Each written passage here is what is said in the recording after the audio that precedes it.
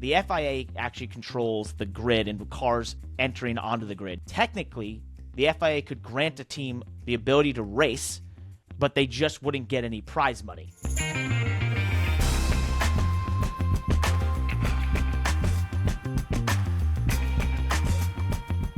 Right, so we're live. Some are calling these emergency podcasts, but we don't like that. It's kind of dumb. This is simply a special episode because we are going to dive into the 3 massive news drops from this week in Formula 1 and NASCAR. You have Andretti Global with Cadillac that was denied their F1 entry by the FOM. They also were pretty incendiary about that. NASCAR teams have decided not to renew their charter agreement in a symbolic move of their displeasure with the current offers. And the biggest news probably from around the racing world, Lewis Hamilton will be joining Ferrari in 2025. Now, to help us break all this down in this special episode, we have none other than America's top motorsport business journalist from the Sports Business Journal. That is Adam Stern. Welcome to the show. Thank you so much for being here, man. Landon and I have been texting about this stuff for the last couple of days. I think the whole racing world has. But let's start with the Andretti Global and Cadillac deal. They were denied. Was the timing odd? Did anyone expect this right now? I mean, Formula One had to get it out at some point. I think clearly they had been kind of hinting for a year now, both Formula One and Liberty Media, that they really didn't think they needed an 11th team. Now, obviously, as we'll maybe talk about later, the timing ended up being pretty interesting with the Lewis Hamilton news coming out the next day. But I think the timing was, more about now in retrospect, maybe the Lewis Hamilton thing, because I think, we knew that Formula One had to get this out at some point, and it was going to be sometime soon. I don't know if there were some technicalities about exactly when they needed to get it out, but I think it was more just about the content of what they said than the timing, because, of course, they said, they're not going to be able to get in 25, 26, but maybe they can get in 2028. So they kind of did exactly what we expected, but to see them say it, and then they said it in such emphatic fashion. Some of the things they said that, of course, this was a publicly released document were quite fascinating. Of course, some people on the Andretti side or people who, are Andretti fans or supporters took offense to it to a certain extent, with F1 saying, our research indicates that we would bring value to Andretti rather than the other way around. We don't believe they'd be competitive. We think that the fact that they think that they could create a car in 2025 and then create a new car in 2026 gives us reason to question, if they have a full grasp of this, how tough this is. So it's pretty striking language, I felt like. So I think that was the most interesting thing to me. I think the decision was they had telegraphed it for some time. I mean, if you go back and look at CEO Stefano Domenicali's comments or Liberty CEO Greg Maffei's comments, anytime they spoke about this, they never suggested that they were really wanted an 11th team. They always downplayed it. So they had telegraphed this for quite some time. And so I think, it wasn't that surprising that they said no, but still the way they said no was surprising. And then just interesting to see it nonetheless and how they've kind of now said, hey, no for now, but when GM is a full works team, probably yes. So before we dive into the some of the other things that are related to it, I do want to point out, while I agree they have been, as you said, telegraphing this for a while, and in hindsight, it's obviously easy for us to now look back in time at the things that they've said over time and just say, wow, they've been telling us all along that this wasn't going to happen, right? But this has been an ongoing deal for more than just a year. There have been highs and lows in the reporting and the rumors and seeing, Michael at F1 races and talking in the paddock and talking with people. There's been so many swings of the pendulum of optimism on whether this was going to happen or wasn't going to happen. So were there actually times in the last couple of years whether it was things that weren't reported or grumblings that did legitimately show some potential for this to happen? Or was that all just, over optimism for American F1 fans and people, rooting for Andretti to get this team? Well, look, I mean, obviously I'm not familiar with every single conversation that took place, but what I would say is, obviously there's kind of been two parts here. There's been the FIA and F1. And when you look at the FIA, they technically own F1. They license the rights to Liberty Media, they have a very long license. but Liberty Media is technically the license holder of F1, and FIA is the owner. And the FIA at times, of course, has really signaled that they, thought the idea of an 11th team was good, maybe even 11th or 12th, I believe. And they started that process to say, let's see if we could take advantage of all this global interest in Formula One. There's a lot of teams that want to come in. We think this is a good time to evaluate. So they started that process. I think there were 7 teams that applied, and they only selected Andretti as the one that they thought met all the requirements. So, of course, things like that were times where it felt like this might actually happen. So I think you're right. There was peaks and valleys through this process, and of course there's probably more peaks and valleys to come. This isn't over, but I think when you look, I was just mainly referring to the comments directly from like the CEO of F1 and the CEO of Liberty Media. They at times, of course, were respectful to Andretti and said we'll evaluate it, but they never said, hey, yeah, we totally agree. We definitely want an 11th team. That they never did, and so they were always very reserved in their comments and at times skeptical in their comments. But it has been a fascinating process over this past couple of years, ever since Mario Andretti sent that tweet, I think the weekend of the Daytona 500 a couple of years ago, saying, we're going to try and form this Formula One team. And again, it's not over yet, so we'll see what happens next. I'm just sitting here thinking about the amount of investment that Andretti has put into this already, right? In that we read recently that they have basically 120 employees between GM and themselves working on this, building a car. They just launched this wind tunnel model car. So they've been sort of full speed ahead. I guess my point of bringing that up is like, what would you have to show that you're competitive? Because I don't think there's any, if I think back, 10 years ago or a little further when we had the expansion of the F1 grid, and you had Marussia and Caterham and these HRT that were just so unprepared, right? None of them even put that level of preparation in when they got on the grid, let alone what Andretti and GM have shown at this point with zero confirmation that they even have a ability to be there, right? So, like, I guess what has been, when you've talked to Andretti and them, did they feel like this level of investment was what it was going to take, and this was enough? Like, this was showing their seriousness and their level of resources that they're willing to put behind this to be ready for something like 2025, even with a new rule set in 2026. I think that absolutely Andretti believes and probably has very fair reason to believe that they have put in a proper effort. I think at the end of the day, F1 has simply signaled that they don't want a privateer 11th team. They only want an 11th team that is a full works team with a manufacturer. And so I guess, apparently, I don't know if maybe GM can move it up by a year or two. I'm not sure. But originally, GM had registered as not being a full works team until 2028. And it appears that F1 is saying, hey, that is when you're good enough, Andretti. When you're with them and they're a full works team, you will be good enough, but not until then. And so I think that will be interesting to see. Of course, maybe GM could GM try and move that up a year. I'm not sure. Of course, it's very complex to try and develop a fully produced F1 engine. Of course, you also have to keep an eye on whether Andretti could still try and buy a team. That's one of the wild cards here. You talk about crazy things that we didn't imagine, like Lewis Hamilton going to Ferrari. We got to keep our eyes on something that's not being talked about right now, which is whether they could still try and buy a team. But they could certainly still try and wait till 2027, 2028 and work with GM when they're a full works team. If you look at exactly what F1 said, they said either you're a full works team or at least you're a customer team, but everything you buy will be from a full works program with GM. So one or the other. That appears to be what F1 is saying. That's the only way we believe you'd be good enough as an 11th team. And of course, we also have to keep in mind some of the teams here have signaled they didn't want an 11th team, so that plays into it as well. Well, to me, the team signal they wouldn't want an 11th team is maybe in their own interest of not necessarily elevating of the sport, but the share of the pie that they would have to give up.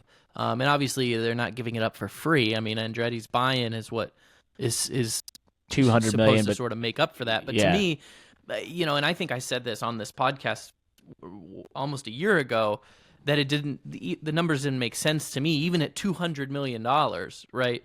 A $20 million to Mercedes or Ferrari is nothing in the grand scheme of giving up a actual slice of real estate in that space, right? In perpetuity, forever, right?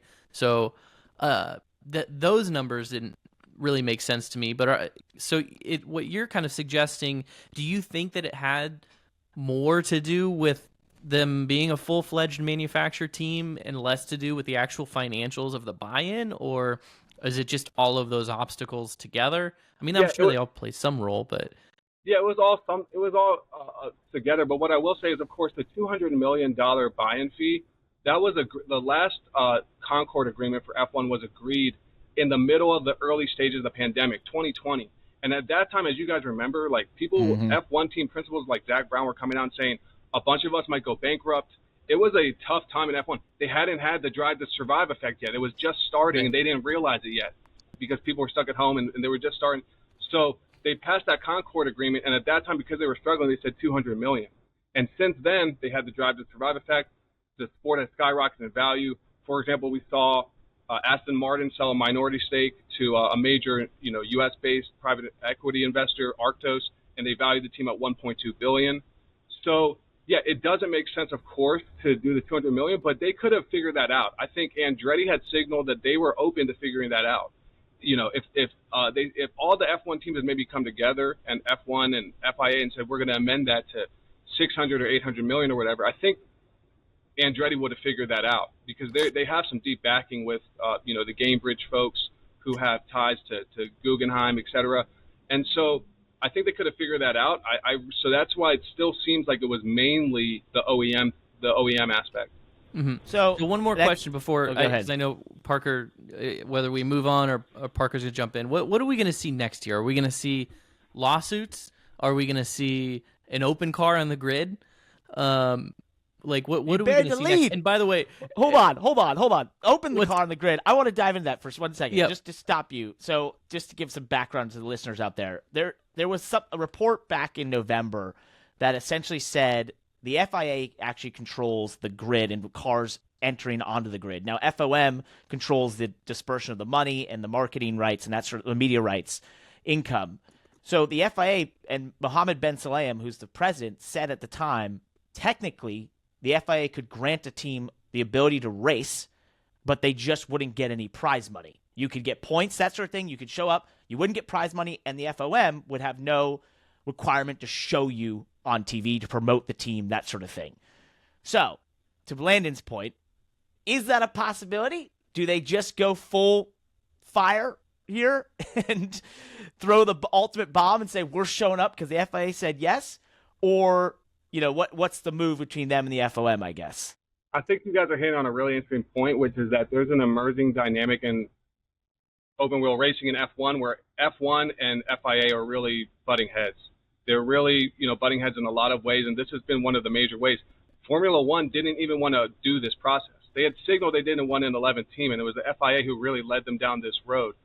So that being said, you look at kind of reading between the tea leaves of the power dynamics. I'm not quite so sure that the FIA would really have the essential power to do that. Do they have the technical power to do it? Perhaps. I don't know exactly where that rubber meets the road in terms of like the exact law and the rule book. But essentially speaking, it doesn't seem like they have the power to do that. Formula One still controls such a huge part of the sport that it would be absurd. It would make a mockery of the sport to do that. And so the FIA would not want to make a mockery of the sport. And there's even been talk about, how long in this role is the president of the FIA going to be there because there's such butting heads with F1. Who knows? We'll see. So as far as what comes next, again, keep an eye on whether they could do something legally. I did see, I believe the AP referenced whether they're, or some other outlet referenced they're mulling their options there. So I thought that was fascinating to see that reference, that they are mulling their legal options. Again, the possibility of them buying a team. Haas has signaled that they want to stay in F1, but what if you make Team Haas an offer he can't refuse, or something like that? And so I would keep an eye on that. And then, of course, the third thing would be if they're just going to, say we're going to keep working until 2028. Yeah, which is it's an option, of course. One last thing on this before we'll move on. I thought it was really interesting, and you pointed out the points of hey, look, you guys are not being granted now from the FOM. This is what they basically said. You're not being granted this opportunity now because you're not a full-fledged GM power unit team, that sort of thing. That's not going to be ready till 2028. We'll allow you in then. Why do you think, and just any sort of insight as to why they made this remark and felt it was important to put this in there where via their research, F1 would grow the brand of the Andrettis more than Andretti would grow the brand of F1. And I just felt like, to me and to the American race fan and to us who, value the history of this sport and our legends and heroes and the names like Andretti who have built this sport and led the way in America, such an odd message when America is so important to this sport right now. Do you have any insight as to why they felt compelled to do that, or any reaction internally from the Andretti camp as to how much that hurt to see that when it could have just been more simple as to say, hey, you guys aren't a full-fledged GM power unit team. We'll accept that in 2028, or we can revisit this. But until then, it's not going to happen. Well, as far as the Andretti camp, you saw Mario Andretti say he was devastated. So I think that kind of says it all. I think there's two different aspects of this, right? Like, there's the technical research, and then there's the PR part. If you do research, and that's what your research shows, then that's what your research shows. Like, if they did some sort of brand consulting research about who would bring more value here to each other, then that's what the research shows. I'd say the PR side is, did you really need to release that publicly? To your point, they could have just said, hey, when you're a full works team, come on in. Until then, we don't think it works. So I think you're right. They did seem to rub, a lot of American fans the wrong way with this whole situation. And I'm sure some of the comments played into that, of course, a couple of days ago. So I think there's kind of the public relations aspect, and did they need to say that? And then, they said their research indicated that. So it's kind of, if the research indicated that, okay, but did you need to say that publicly? That would be, I'd say, more of the debate in my mind. I think where it brings in the question of it, and where everybody's bullshit meter is going off, or at least mine, is that it's which one is it, right? Is it competition related, and is F1 just so pure when it comes to your competition expectations that you're not going to let in another team unless they are a full-fledged manufacturer effort, or is it PR related, right? Which one is it? Well, I think, I think that it's from my perspective, I don't want to say they're giving us mixed signals, but it's more like they're just giving us signals that can support whatever argument they want to make at whatever time, right? And that's where the red flag and the radar goes off for me and maybe other American fans, where it's just like, yeah, I don't know, this doesn't feel right. It just feels like you don't want the goalpost moving. Yeah, absolutely. Right. It seems like there's also been an undercurrent, as we mentioned, with the teams of, hey, you guys are just trying to get on the bandwagon now when we're hot, and you kind of didn't put in the work when, we, again, in 2020 when we thought we might go under, and all the years before when we weren't as popular. So it seems like that, however you want to term that, it seems like that's been part of it as well. And so therefore they're saying, hey, because you're just trying to get in on the bandwagon now when we're popular, it's only going to work for us if you bring in a new manufacturer. And, oh, by the way, it can't just be a new manufacturer. They have to have their own produced engine. So that's kind of been the goalpost move I think you're referring to. Like, at one point it was like, hey, you got to go get an OEM. Then they got an OEM, and then they said, well, it can't just be an OEM. We don't want to do badging exercises like the Alfa Romeo, like I think Infinity formerly was with Red Bull. And so that's kind of the goalpost moving. So I think that's a fair point. And I would love to get an interview right now with, the CEO of F1 and ask him about that. But they're not doing a lot of those right now. Interesting. Hey, one last thing. I think this is never brought up, but Andretti obviously races in IndyCar. Liberty Media owns a piece of Shank's team in IndyCar. Is that right? Correct? Mm-hmm. Yeah. So these are competitors. Or at least Jim Meyer does. I don't know if it's... Jim Meyer, I guess. I thought there was a connection somehow in there, but I always thought that was kind of interesting as well through this whole thing. That they it is.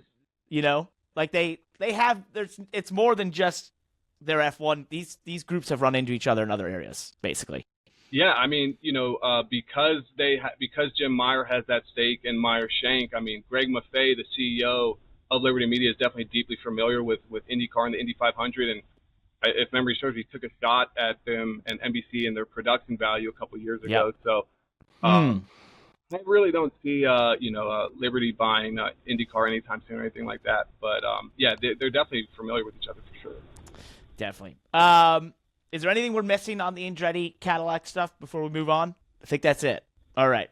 We have just agreed that we have completely put that to bed. No new information out there on that one. We'll see where it goes. I think as American race fans, we all hope it can be resolved. I, for one, and we've said this earlier, love the idea of the Andretti Robin Hood style show up to the grid, just go racing, sell some merch. Landon, what's the song that we playing as they overtake Ferrari and the F1 Freebird.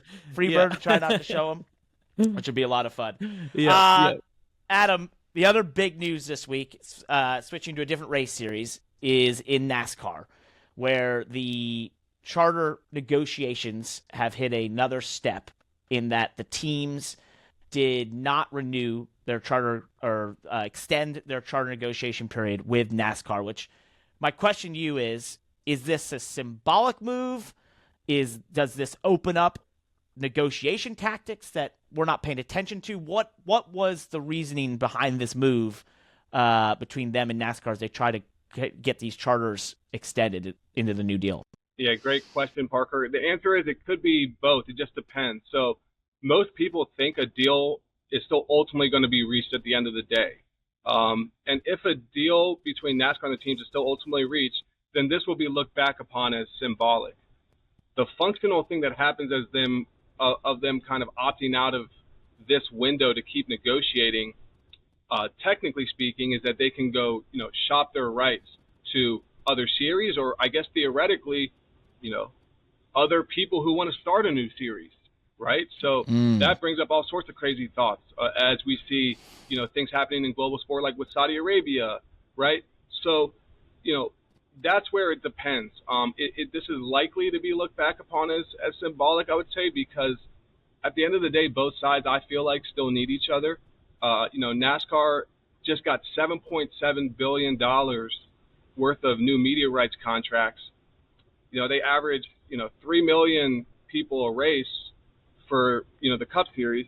And you look at IndyCar, they're getting 20 million and they average 1 million. So, it's not that simple, and that's why NASCAR did get that number. But the point is, NASCAR as a commercial entity is a huge entity. The brand equity over 75 years that they've built up is very significant. So it wouldn't be very easy for the teams to just go leave. And as a result, the teams kind of need NASCAR. And, the teams have also built up decades of brand equity. When you look at Hendrick Motorsports, Wood Brothers Racing, Joe Gibbs Racing, etc. So it wouldn't be easy for NASCAR to go replace the teams and roll that out to their fans and say, hey, watch these scabs instead of our, former legendary historic teams. So it feels like both sides still need each other. Even when you look at golf broke up and now they're about to come back together.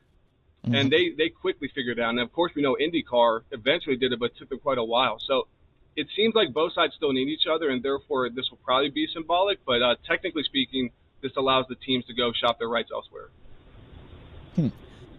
That's an interesting point. I think that's probably what we've missed in some of the headlines and Twitter posts that, some of the perception, if you really don't know what's going on, is that these headlines make people maybe think that a charter agreement wasn't reached and this is somehow the end of the earth.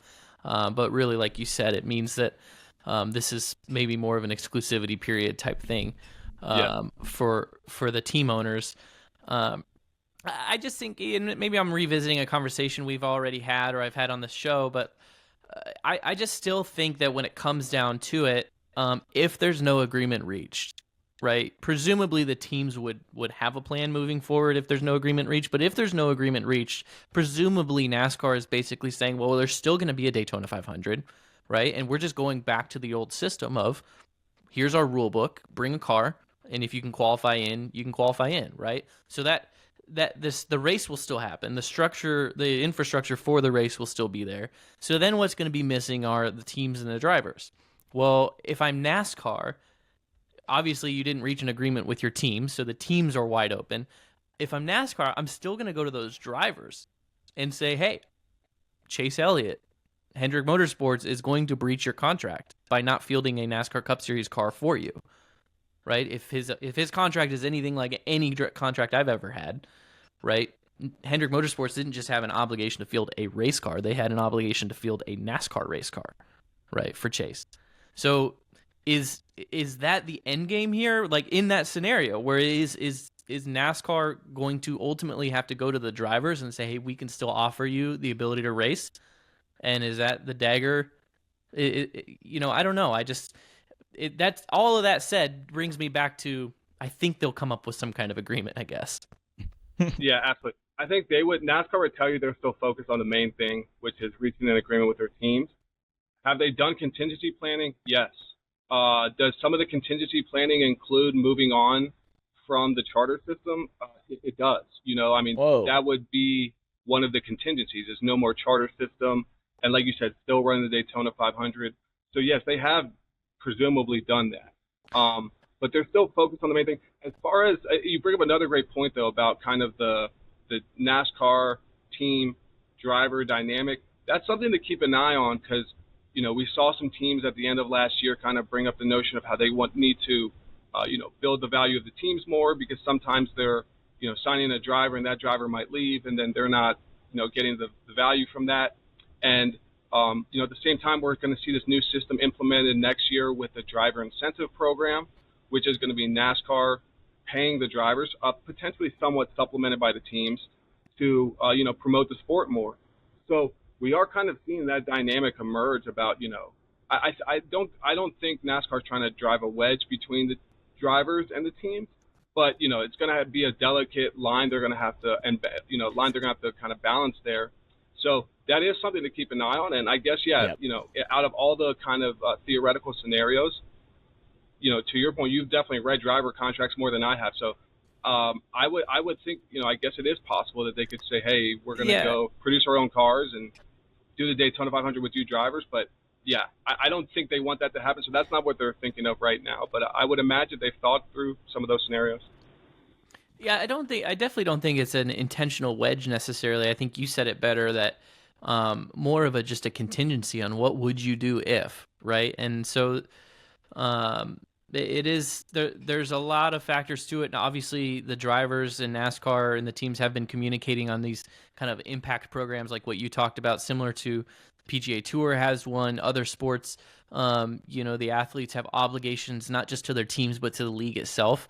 And the drivers for so many decades in NASCAR, we've had those obligations by, through our license agreement with NASCAR just to get a racer's license, but also the unspoken agreement that we have these obligations to NASCAR and they ask us to do things. We do them on behalf of our teams for the benefit of our sponsors, but we've never, been compensated for those things as sort of part of the incentive structure of the whole economic model of the business, right? And I guess it's moments like this that create those things. I'm curious here. You mentioned the contingency plans. Are we talking, I guess they have to think this way, right? Being the massive entity that NASCAR is. Let's fast forward. Daytona, we don't have a Daytona 2025. We don't have a charter agreement. Is this a top 35 rule once again? Are we back to the pre-charter era of points position, locking teams in and that sort of thing, or fully open 2-round qualifying? Have you heard what those plans are? No, I haven't. And, they're probably keeping those plans very, very, closely held because, of course, those are things that they of course, want to signal publicly to the public that they are working towards a deal with their team. So they're not even, commenting about this on the record right now. I mean, NASCAR is specifically and kind of intentionally not talking about this in the media any more than they need to. Of course, like at the State of Sport press conference in Phoenix in November last year, of course, they addressed it then. But in general, they're not talking a lot. So that's something that I haven't been familiar with. But, I know for sure that they've drawn up contingency plans. They have to. And you would assume that would involve, a system with no charters. But as far as the specifics on how they would do qualifying, things like that, I honestly haven't heard. So I'm curious about this, the sticking points. So we've heard a lot about money, and obviously there's some discussion about what the actual percentage is, depending on how you do the math, that the teams are getting from the media rights and so on and so forth. And without going down a math road, and I think we've all talked about this ad nauseum, they're trying to figure that out. They want 50-50. It's a discussion whether to get there. What are the other sticking points? What are the things? I've heard things like a limit on the amount of cars you could have, right? Is it a four-car team would be grandfathered in, but you actually could only have 3 in the future. There's the driver incentive program, which potentially the funding for that comes Budget from what cap. would have went. What's that? Budget cap. Yeah, well, the funding from that comes from the teams. There's the budget cap thing. So what are these other points that are holding this up and are the real contentious points between the teams and NASCAR? Yeah, I mean, I think you hit on a couple there. I mean, I think I still have yet to hear what the resolution is on the permanent charters. I mean, that is kind of the number one thing besides money. But let's also not lose sight of money real quick. I mean, okay. NASCAR got a 40% increase for their rights, and they did a great job, I think, given the circumstances. If they got a 100% increase, would this situation be easier right now? Probably. So I do think money is part of it, and that is what is leading to the holdup. It's not only kind of the ancillary stuff. I think it is still the main thing.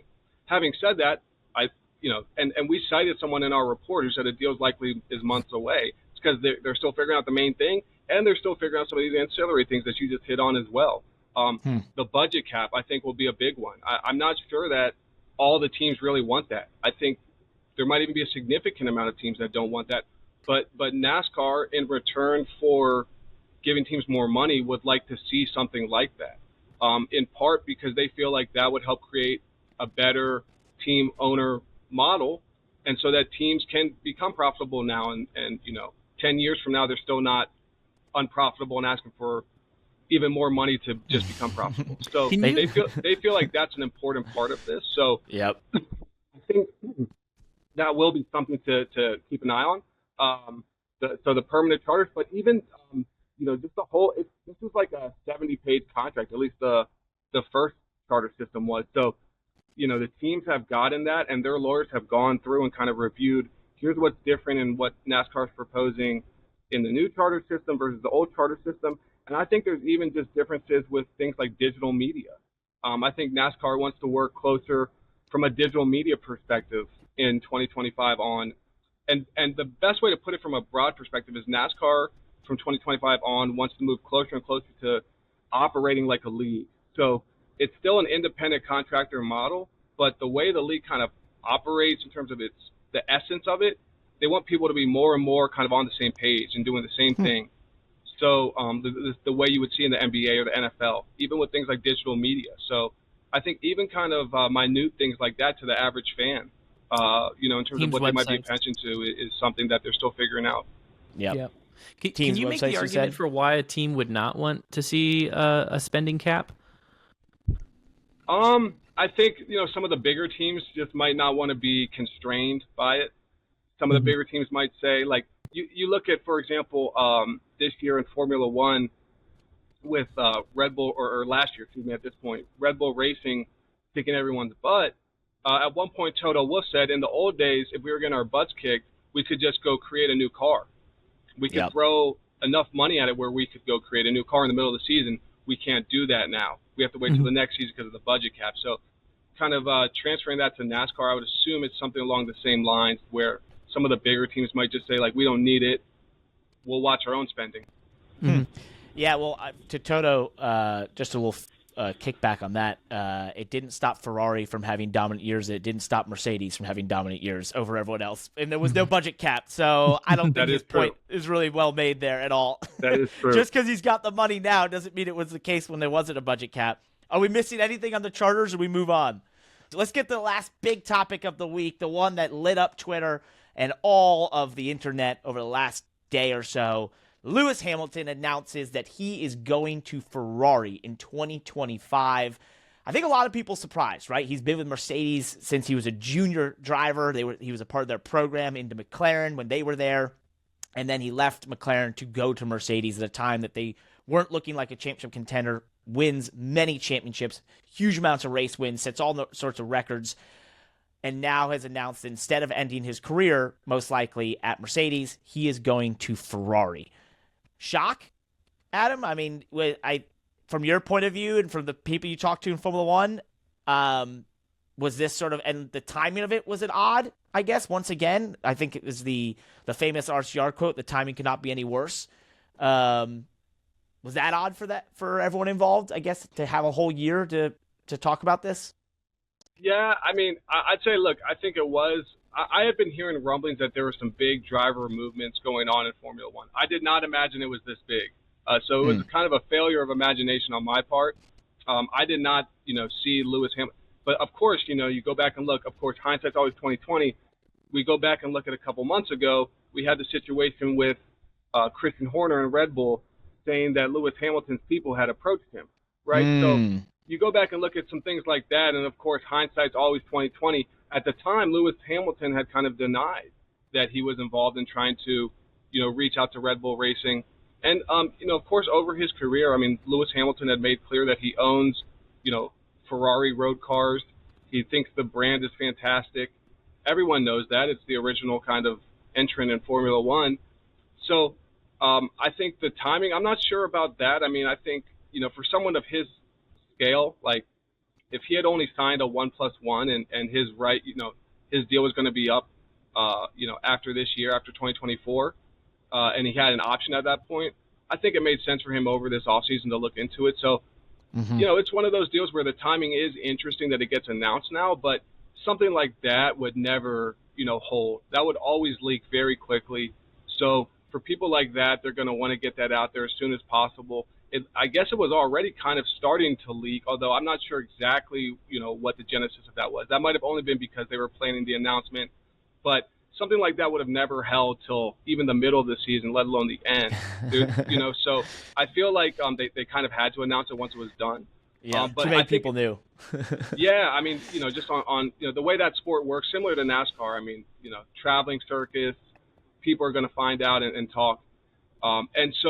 But I think the move itself is a shock. I mean, of course it makes sense in retrospect. Mercedes has been struggling. Ferrari, this gives him a chance to go to another globally renowned brand that, huge in Italy, huge all over the world. I saw a report say that he essentially just wanted to try something new. And so it all kind of makes sense in retrospect, the fact that Mercedes was struggling so much. But, yeah, I mean, I can't say I exactly saw this one coming. This one came as a little bit of shock to me. I had heard that there were some big driver moves coming because we know that at the end of 2024, almost every F1 driver's contract is up. And, there's situations like, will Sergio Perez get replaced, right? So I figured there were some big things coming, but, man, this was bigger than I imagined. And you had, well, just real quick, you had Charles Leclerc announce he was coming back to Ferrari. You had Landon Norris announce his. So it started to sort of fizzle out that he was staying at McLaren and that sort of thing. But before we go much further, I just want to get this out there. I saw a report that Lewis is getting $100 million per year out of this deal. Can you deny or confirm that? And I believe that would make him by far the highest paid athlete in the world at this time, or up there in that range, or definitely the highest paid race car driver, of course. Yeah, no confirmation or denial on my end, but what I will say is the reporter who reported that is an Italian reporter who was pretty much first on these rumors a couple nights ago, a couple hours after Will Buxton had sent X or Twitter into a tizzy when he said he heard there was some absolutely massive news coming.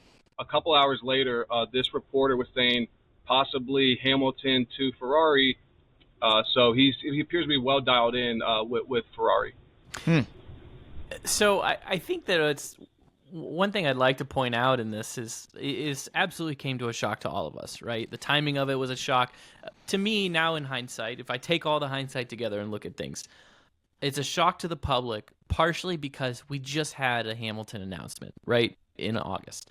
And there wasn't, like you said, with the Red Bull, Christian Horner stuff, Hamilton made some attractive comments about Ferrari during that period. The Ferrari or the Mercedes agreement with Lewis kind of drug on a little bit, but I don't know if anybody was really that hot on the case that Hamilton might be leaving Mercedes at the time. And then they finally made their agreement, and everybody sort of took a deep breath and just said, "Oh, okay, we knew that was going to happen anyways. He's going to finish his career." But now that I look at this, who I think it shouldn't be a surprise to is Mercedes, because they announced a 2-year deal. It obviously must have been a 1+1, like you said, with an option. right? And now, before they even start the first race on their 2-year deal, Hamilton has announced that he's leaving in the middle of that contract and moving to Ferrari. I feel like this probably isn't a surprise to Toto Wolff. And Mercedes may try to play victim here over the next month and play this announcement and the timing, and if they do, I'm not going to be impressed. And Mercedes fans, I mean, the fan base maybe is another thing, but if Mercedes themselves kind of play victim and Toto plays victim to this, I'm not really going to be impressed, because I feel like if there's anybody that isn't surprised, it would be them. Yeah, and it looked like Toto talked to the media today, and he said that they opted for a shorter-term extension with Lewis. So I think you're exactly right. He might have been initially shocked, but he had to know that this was a possibility because they had gone that shorter-term route. So it seemed like from his initial comments today that they're going to more so take the high road. It doesn't seem like they said anything too much about, this timing is horrible for us or anything like that. One other thing I will say is, Parker, you pointed this out, Charles Leclerc was extended. When that happened, I did see an F1 reporter, Joe Saywood, who's pretty dialed in, say no one's talking about why Carlos Sainz has not also been. And at the time, I read that, and I was like, yeah, that's a good point, and maybe they're hung up on negotiations. Again, failure of imagination on my part, because it turns out it was because the chairman of Ferrari, John Elkann, had gotten word that Lewis Hamilton was available and had frozen the talks with Sainz and was going to sign Lewis Hamilton. Wow. I did love Toto's recount of how this went down between him and Lewis, where they had coffee at his house. He made sure to point out it was in Oxford. And basically Lewis told him, hey, I'd signed with Ferrari, blah, blah. And he said the timing isn't great.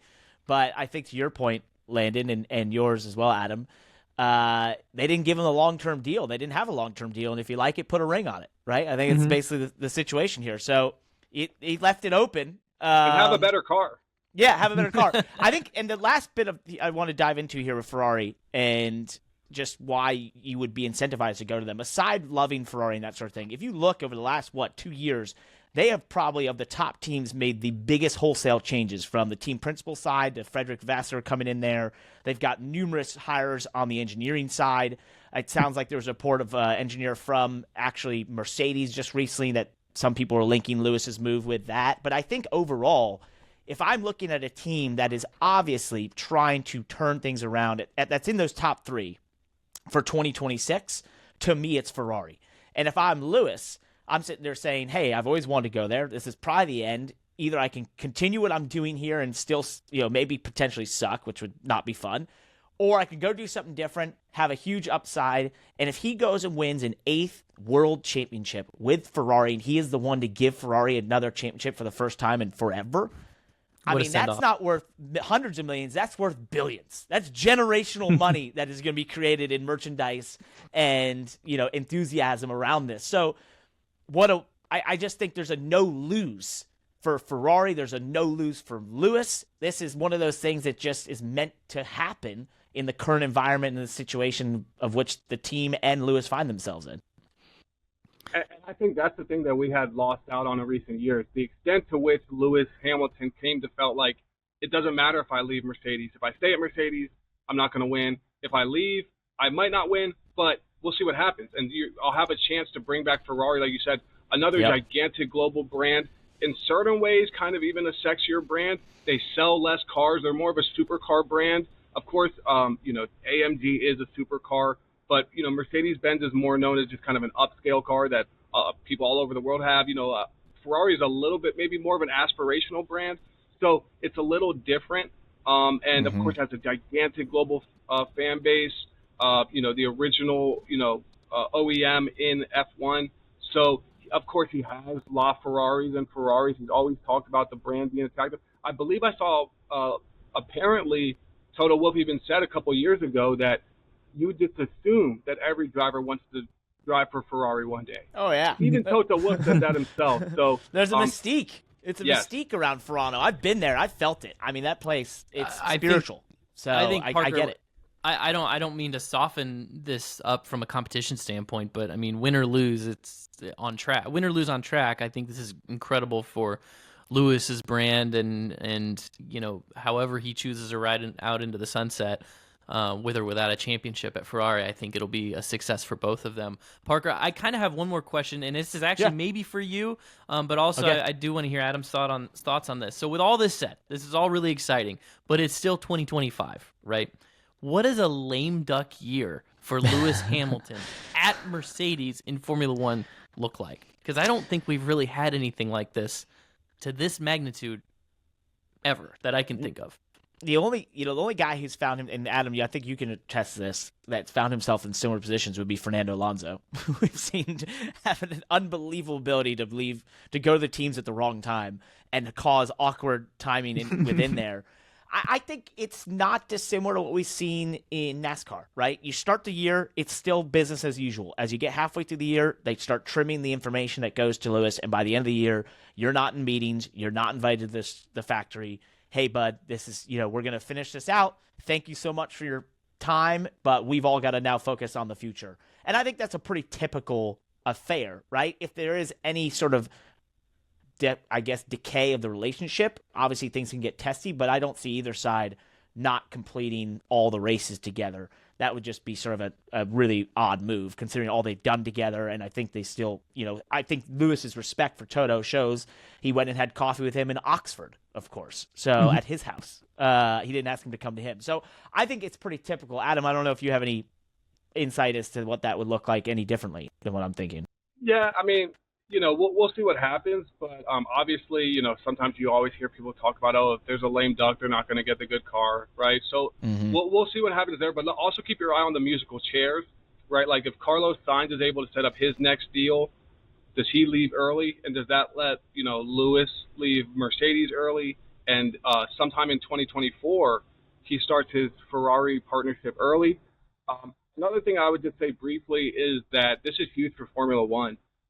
Just when this product was growing stale, and obviously we did have the Andretti thing, which is still fair to talk about 100% about how that's probably turned off some Americans. But overall for Formula One, when we talk about everywhere on Earth, this is huge for Formula One because their product was starting to become a little bit stale, and this is going to really shake things up.